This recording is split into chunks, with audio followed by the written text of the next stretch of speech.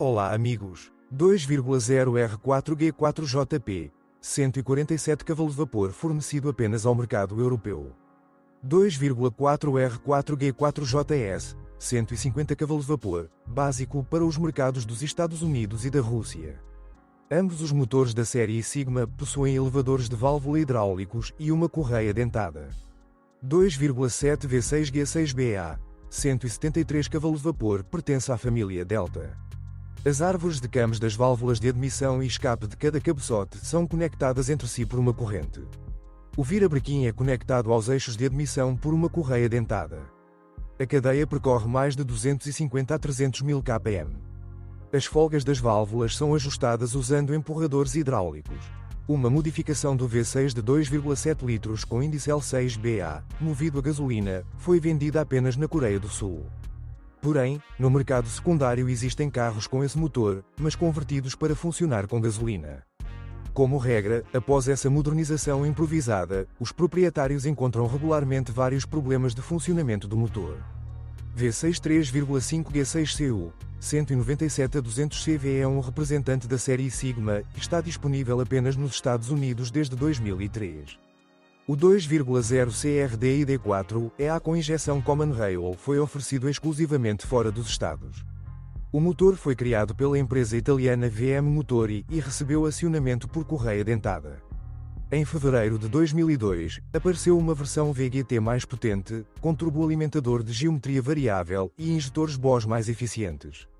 A potência do motor aumentou de 112 para 125 cavalos de vapor e o torque, de 250 para 285 Nm.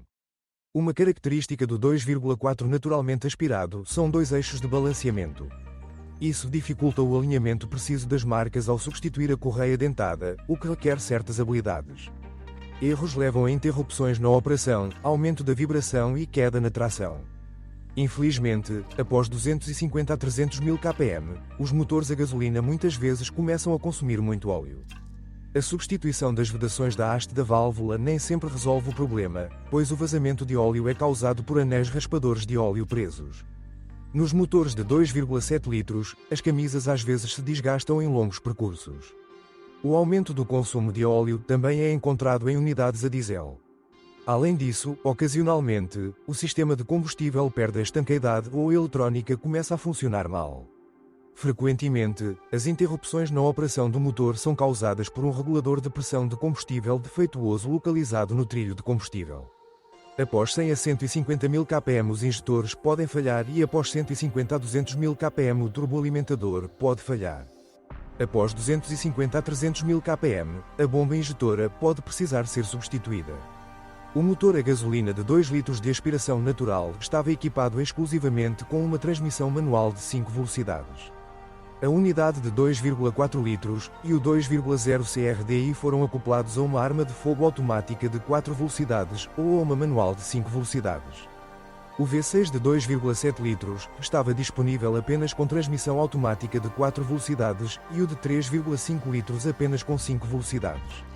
A embreagem das transmissões manuais tem vida útil curta, principalmente nas versões diesel. Pode desgastar-se após 50 a 100 mil km. O volante bimassa também pode acompanhar a embreagem. A própria transmissão manual às vezes obriga você a entrar em contato com o serviço após 150 a 200 mil km. A essa altura, os rolamentos, engrenagens ou sincronizadores estão desgastados. As transmissões automáticas são desenvolvidas pela Mitsubishi. As caixas são confiáveis, mas não eternas. Os primeiros episódios de reparos são observados após 250 a 300 mil km. As versões com gasolina 2,0 e 2,7 LBA, projetadas para funcionar a gasolina, tinham tração exclusivamente dianteira. As versões básicas do Santa Fe com 2,4, assim como com turbodiesel de 2 litros, também poderiam ter tração dianteira. As modificações restantes tinham tração integral permanente. A transmissão foi desenvolvida por especialistas austríacos da Steyr Daimler Path. É baseado em um diferencial central com acoplamento viscoso. Em condições normais, a embreagem distribui o torque entre os eixos na proporção de 60 para 40 em favor das rodas dianteiras. Graças a isso, o caráter de dirigibilidade do carro é neutro e muito próximo do de um carro. Em situação crítica, a embreagem é capaz de transferir até 90% da potência para o eixo traseiro. Por uma taxa adicional, um diferencial traseiro de deslizamento limitado LSD foi instalado nas modificações de tração integral. As versões top com gasolina 3,5 e o turbodiesel mais potente, desde 2004, receberam sistema de tração integral controlado eletronicamente. Funciona um pouco mais rápido. Em condições normais, toda a tração é transferida para o eixo dianteiro. As rodas traseiras são acionadas mediante solicitação por meio de uma embreagem eletromagnética integrada ao diferencial traseiro. No entanto, o Santa Fe é apenas um crossover e não foi projetado para uso off-road sério. O acoplamento viscoso consiste em uma série de discos imersos em um fluido de silicone tixotrópico. O fluido muda de viscosidade quando aquecido, o que acontece quando uma das rodas perde tração e os discos começam a girar em velocidades diferentes. Com isso, o momento é redirecionado para o eixo onde as rodas possuem melhor tração. O acoplamento viscoso está localizado na caixa de transferência.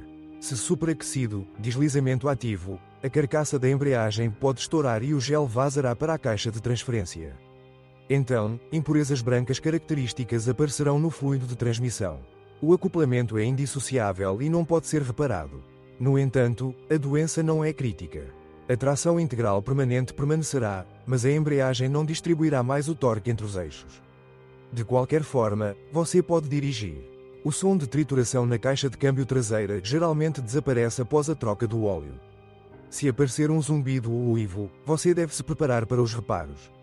A doença ocorre após 200 a 250 mil kpm.